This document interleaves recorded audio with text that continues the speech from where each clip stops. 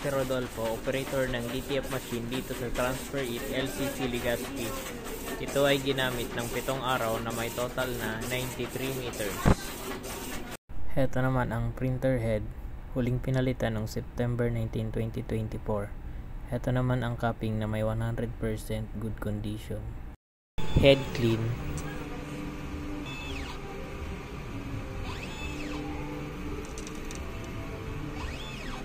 Punasan ang wiper pagkatapos mag-head clean. Nozzle test.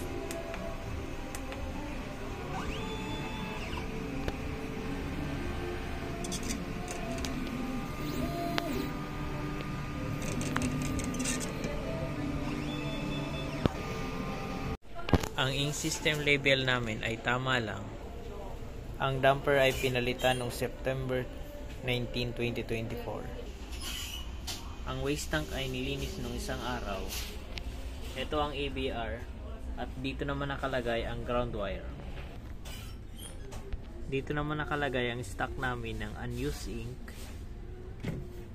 Dito naman nakalagay sa kabila ang mga used ink. Dito naman nakalagay ang stock ng DTF film. Ito naman ang record ng nagamit sa CMYK. Ito naman ang weekly physical inventory report. Ito naman ang daily output record. Ito naman ang daily checklist. Yun lang po. Thank you.